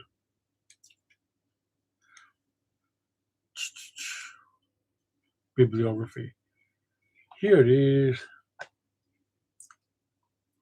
He's got the biography of Orson Welles as well. Suspects. It's a book of his from 1985, which has got a whole bunch of little essays in it, all of which is what happens to people in classic movies after the movie ends. And he's got like 25 little biographical pieces. What happened to Noah Cross after the end of Chinatown? What happened to Laura at the end of Laura? And it all ties up in the end into one narrative. Suspects is the best movie book about movies in a novel, framed as a novel that I know. And it is amazing. Hi, Dog's Dead. How much time left on the chat? 33 minutes. So you still got time to be a part of things. D. Lee says, I recommend Simon Lovish's biographies of the Marx Brothers, W.C. Fields, Laurel and Hardy, Mae West, and Max Sennett. Covers the waterfront there. Adam says, sounds like The Bad and Beautiful. One of my favorite movies is Bad and Beautiful. Love that film, like I love 2 Weeks in Another Town. It's got a little bit of that in it, but it's got some real Suspects is really good. You should go into, you probably need it on eBay. I got one on eBay not too expensively. Go on eBay, type in David Thompson Suspects, and get yourself a copy of that. It's going to blow your tiny mind. But yeah, The Bad and Beautiful is one of the best movies about Hollywood, just like 2 Weeks in Another Town is, and The Big Knife and all that kind of stuff. I've done a video a while back about the best movies about Hollywood, and there are just so many good ones. The Player, Robert Altman's The Player, is a good one too.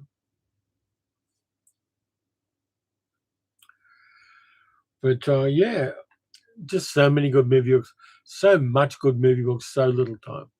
What else have we got to shelf here? I've got a book about Yakima Canutt called The Stuntman, about one of the great stuntmen of all time, Yakima Canutt. What genre of books would you like to see in a movie? I'd like to see The House in the Borderlands by William Hope Hodgson, says Franny. Let's see, what would I like to see? I want to see an updated Modesty Blaze movie. I think that'd be fun. Travis McGee movies. They did do Darker Than Amber and the TV movie with Sam Elliott. But I'd like to see a series of films based on the John D. McDonald novels. Maybe Randy Wayne White's Doc Ford books would make a good movie. There's just a lot of good crime stuff out there that's not being made into movies or streaming series. I'll go either way with some of them. But there's just so many good ones. Dick says, written that title of Suspects down, and we'll look into that later. You won't be disappointed, Dick. But yeah, Suspects. I've finally got a hardcover of it. My paperback copy of it fell apart, and I had to turn it into landfill. But I got a hardcover copy of it finally. I was really happy with that.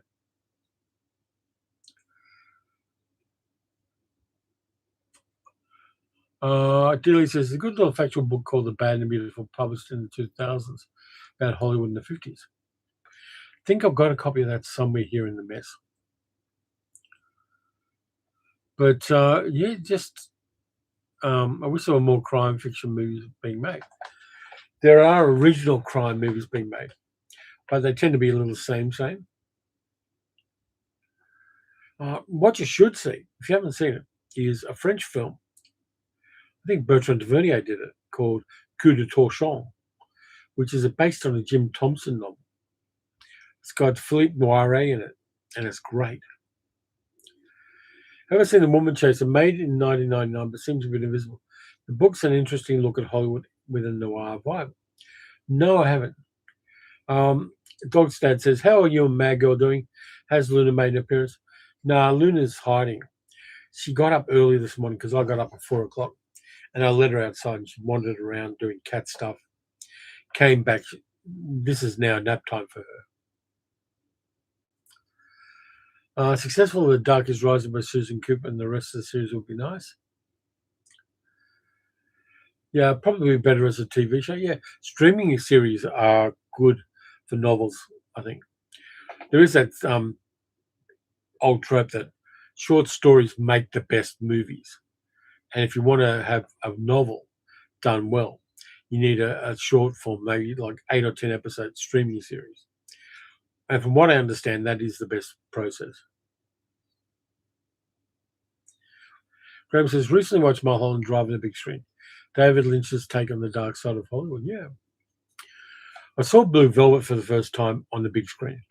And that bit at the start with the blue velvet curtains, if you see that in the cinema, it sucks your eyes into the velvet. And I did that on 4K because I got the 4K relatively cheaply. And on the 55-inch 4K TV, the blue velvet curtains suck your eyeballs in. Carol says, Roxy's still fighting her cancer. Betty's pleased with the story, seemed to help, but hard seeing her, she's now sleeping a lot. Well, I'll give Roxy a hug from me because she's one of my biggest fans on the channel. And I know you guys have been through a lot with her, so hugs to you all. Dilly says, recent bit of crime fiction recently. The Mastermind with Josh O'Connor, set in the early 70s about art theft. Like a good caper film. Short stories appeal to executives with short attention spans, says Adam. Yeah, but I think in a general terms, they do. The plot of a short story fits well to a movie. It's like John Huston's movie The Dead is based on one of the best short stories in the English language by James Joyce. And it fits perfectly into the time of a movie. And it's a perfect adaptation of a short story as well. And there are bits in the short story that are very hard to convey cinematically, but John Huston did it. Dog's Dad says, what's the best way to contact me directly other than live chats? There's an email in the in each of the videos, so there's an email address. Carol says, Roxy's dozing next to us on the couch.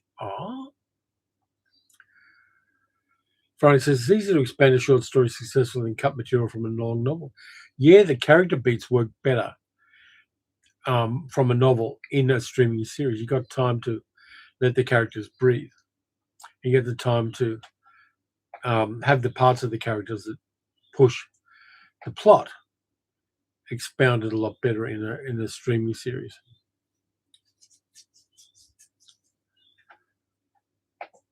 But yeah, there's just so many good short stories out there.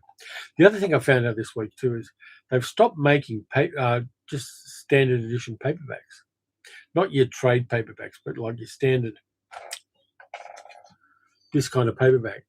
It's not being made anymore because there's no market for them.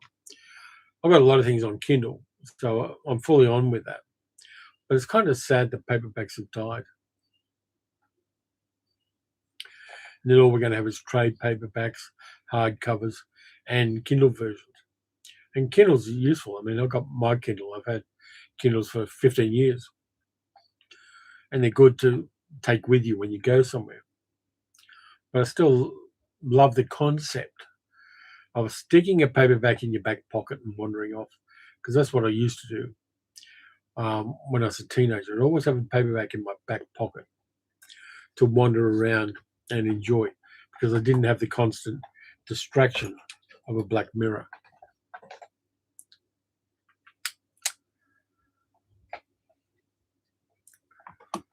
What do I do on coffee? It's always a problem.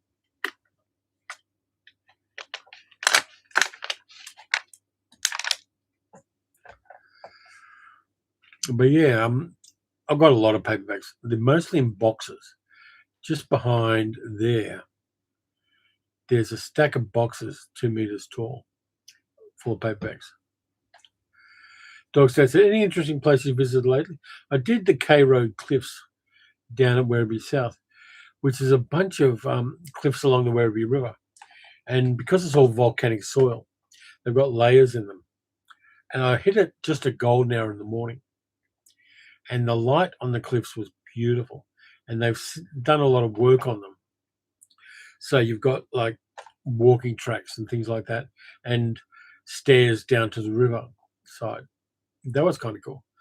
I want to do more stuff in Melbourne City. There's a lot to explore in Melbourne City that I haven't for the other channel. Going to do more of that, but I'm kind of going to wait till the weather settles down to like March, April, and I'll do a lot more stuff in Melbourne City, and I'll hit some country towns in the future. And I also want to do more down in the Yarra Valley, which is where my sister-in-law lives, and we're going down there. And there's a lot of cool stuff down that way as well. Also, a lot of thrift stores down that way. Forsyth says, I have hundreds of vintage paperbacks in my collection. I've read all of them. I'll continue to buy them. Yeah, they're addictive. They're harder to find too. There's a lot of trade paperbacks of very facile books that are particularly in op shops, thrift stores. But finding paperbacks that size is increasingly difficult. And also, because they're all done on acid paper, they are starting to fox and deteriorate over time, which is a pity. But it is what it is. You can't put the genie back in the bottle there. And I do like getting physical copies of books, but I will settle for Kindle editions on a lot of things. I mean, I've got a lot of, I picked up a bunch of Hemingway books in Kindle editions, and I'm kind of going through those occasionally. And a bunch of other things where I think, I should read that book. I should read Proust. And I started to read Proust, and I continue to read Proust. Talking about Madeleines in Paris and things like that. Dogstad says, as an American that would like to take a land tour of Australia for 2 weeks, what areas do you think is worth visiting? It's going to be difficult to do a land tour of Australia because we're at least as big as the continental United States. Cities I'd hit if I had the dough, and I've done them before, of course. You probably want to hit Sydney and Melbourne. I would then go up to Darwin or Perth on the other side of the country. It's hard to do by land because Sydney to Melbourne's 900 kilometres, and they're the two closest capitals together. You can do Tasmania, but you need to take a ferry or a plane down there. Melbourne to Darwin's 4.5 hours by plane, about 4 hours to get to Perth. It's a big country with empty bits in the middle. It's so difficult to do because we do cluster around the coast. But if you want to hire a car and just hit the countryside, you'll always find interesting things. Dick says, getting a bit of buffering in the last 20 minutes. Hope everything's okay. Don't see anything at this end. Friday says, got around to picking up the first 2 books. Took me 3 decades and I'm slow. Tomorrow and Tomorrow by Lewis Paget. Cool. Dog says, it is an expensive luxury train worth it. I haven't done the India Pacific over to Perth, and I haven't done the GAN from Adelaide to Darwin. You're probably better to fly to the cities and then grab a car and explore the regional areas. Darwin, I love. Darwin's one of my favourite cities in Australia. It's got a vibe unlike anything else in the world. It does have 2 seasons, wet and dry, and we always went there for some reason during the wet season. So about 4 times a day, you'd get buckets of water pouring down on you like you haven't seen anywhere else. And then it stops and the weather's nice. But Darwin's probably equals second favourite city in Australia. But the train, unless you want to sit in your ass looking out of a window for days at a time, you don't really want to do that.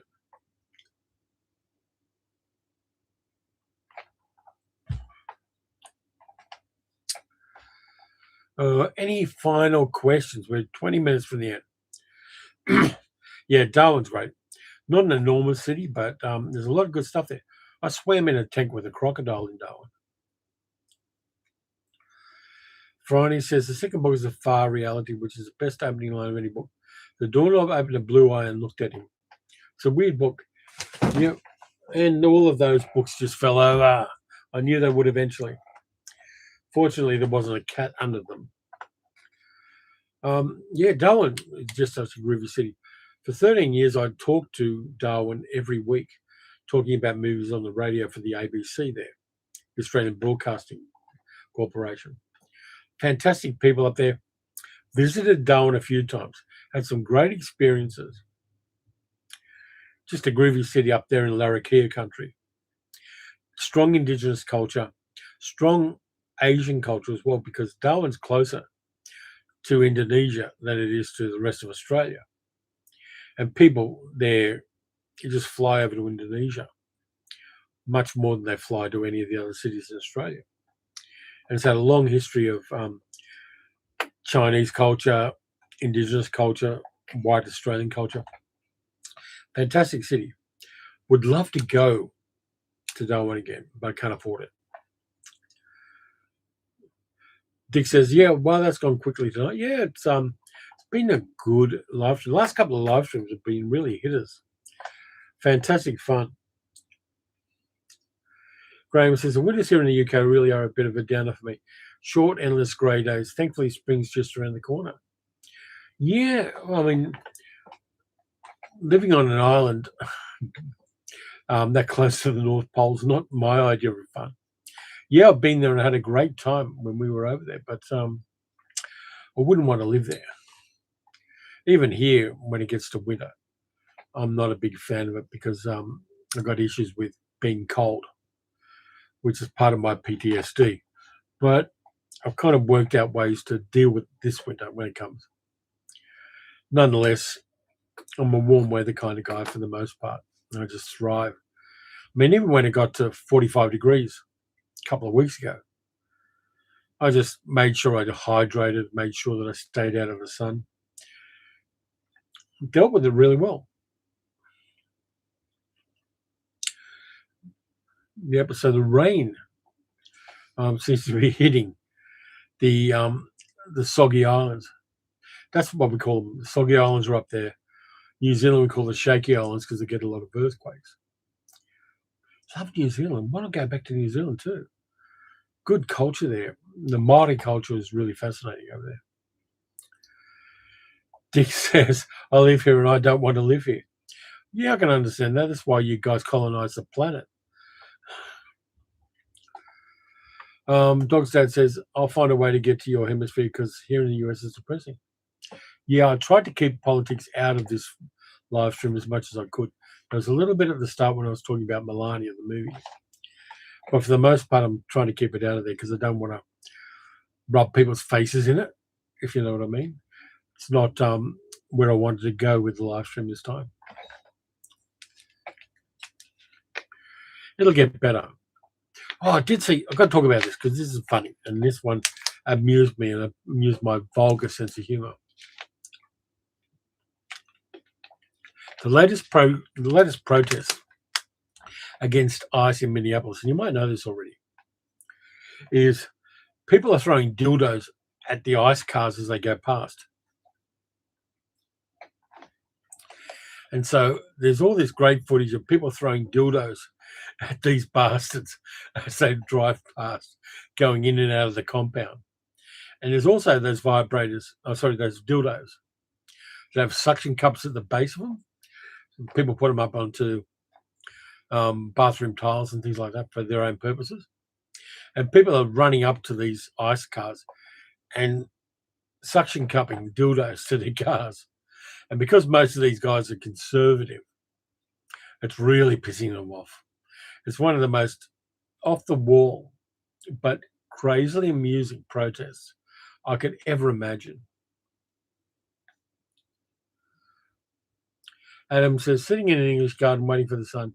If the sun don't get, I'll get my temper in English rain. Yeah, too much. We haven't had a lot of rain. I mean, we got a little bit yesterday when the storms came through. We haven't had any decent rain in 2 months, and things are getting very brown out there, and it's bad for the rural areas. Though they did get a little bit of a drop yesterday. Let me check the radar, because I'm obsessed with checking the radar. And I'm going to check the 64-kilometre radar here. No rain in 64 kilometres, 256. No rain at all over the state of Victoria, but there is a bit up in central New South Wales. Isn't it amazing that we can just do that and see what the rain radar is across a whole country? That's mad. Like every now and then I get blown away by technology that's very mundane these days. The fact that I can have a phone and access most of the human knowledge on the phone still stuns me. Oh, Adam says that was a Beatles quite cool. Mr. Lenison says, I'm going to have to suggest that for Portland. Yeah, dildo protests. Always a good thing. I think there should be more dildo protests in general. Graham says, not sure if you're a fan of the Lord of the Rings movies, but watching the extended version of the big screen recently. Yeah, I'm not that big. I mean, we tried to read The Hobbit at school when I was at school, and the school was not well funded, so only every second kid got the novel to read, and I was supposed to pass it on to the other kid. I got stuck with a kid who was a slow reader. Never got to read them. Then when I tried to read them as an adult, I found the style of them very twee and boring. So I never got into Tolkien at all. And the movies didn't really help that much.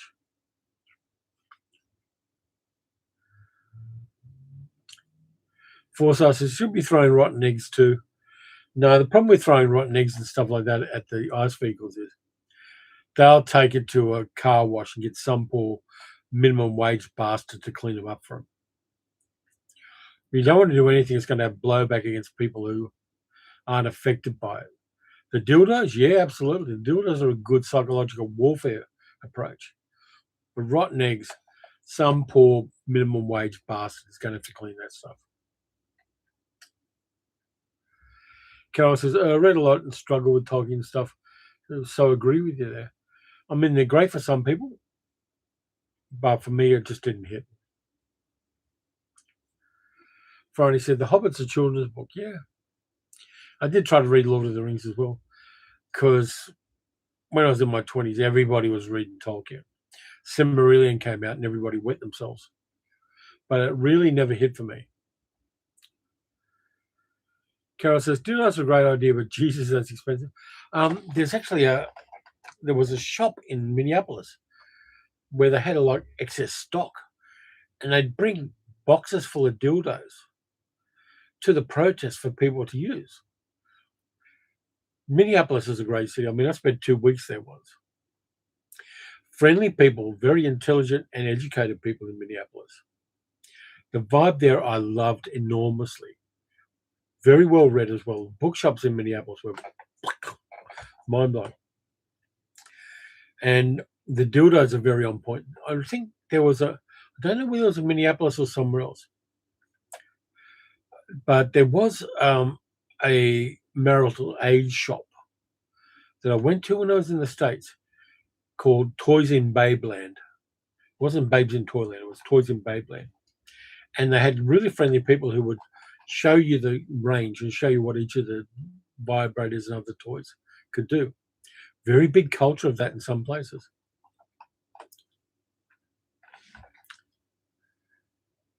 Adam says, didn't bother with Tolkien at school, more of a Tove Jansson Roald Dahl fan. Fair enough. Dogstad says, no matter how hard I tried to read the Hobbit book, never hooked me and was in Toy New York. Yeah. Lord of the Rings was the one that a lot of people read when I was a kid too. I love Lord of the Rings as a teen, says Friday. Can't read the Silmarillion. I tried 3 times and got bored. Yeah, that's where it might have been for sale. Toys in Babeland, San Francisco. Thank you. Which I think is a great title for a marital aid shop. And the people there were crazy friendly. Really good fun heading there. It's like there were so many cool people I met. I only went to the States in 98. But like I went to a rooftop party in New York City. And it was really weird because we're on the rooftop having a great party, middle of summer, so it's hot.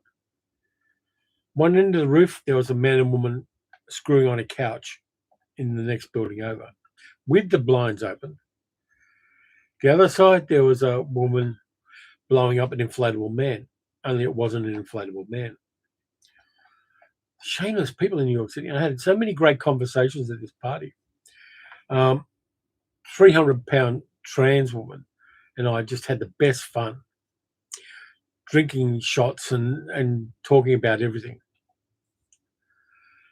Had a great time in the States.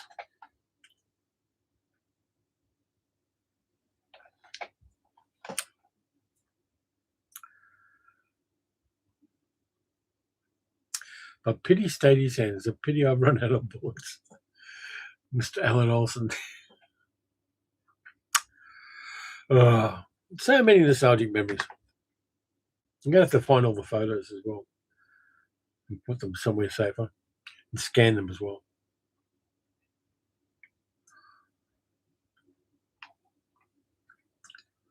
Uh, 8 minutes left. So if anybody wants to do a super chat, we've still got that happening. And we've got 8 minutes left in this, and then I've got to go and do reality, which is less fun than doing a live stream.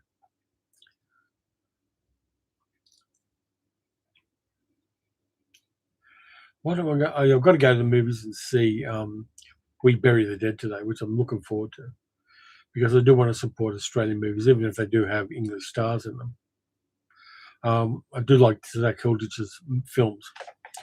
These Final Hours, if you haven't seen it, is great, but I'm looking forward to We Bury the Dead, which got a bit controversial because it's set in Tasmania, like a zombie-infested Tasmania. But the logistics of making a movie in Australia are weird. And so they couldn't film it in Tasmania because getting all the props and the bits and pieces and the makeup techs and all of that to an island is difficult. So they filmed it in Western Australia and found locations that look like Tasmania on the other side of the country. And that got a bit controversial, but Zach Hilditch did some interviews and explained really well how the logistics of making films in Australia is totally stuffed. Doug says, you're so right, good conversation with interesting people is the best. Adam says, what's your guilty non-watch films? Have a few questions like that recently. Not sure. I'll think about that. Dog's dad says, is the Mad Max franchise dead? I don't know. It depends on George Miller. George Miller's in his 80s now. So I don't know whether he's going to produce any Mad Max movies and whether he knows a safe pair of hands to pass it over to. Post-apocalyptic movies may have run their course. That's always a possibility too, because people don't want to be reminded that shit's going to shit. And more optimistic movies may well be the trend.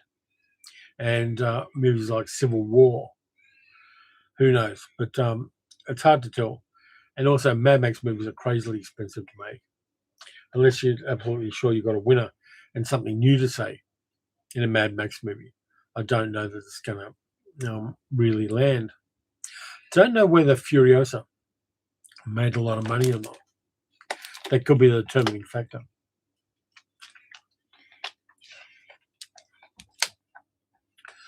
But having said that, I went out to the Mad Max Museum in Silverton once, and that's a good visit. Mind you, it is like 600 kilometres away from Sydney. Boomer Doug says, haven't got my glasses on. This is either $5 or $500. It's $5, Doug. You're out of the curtains there. In shitification, says Mr. Alan Olsen. Absolutely. This one's for Doug.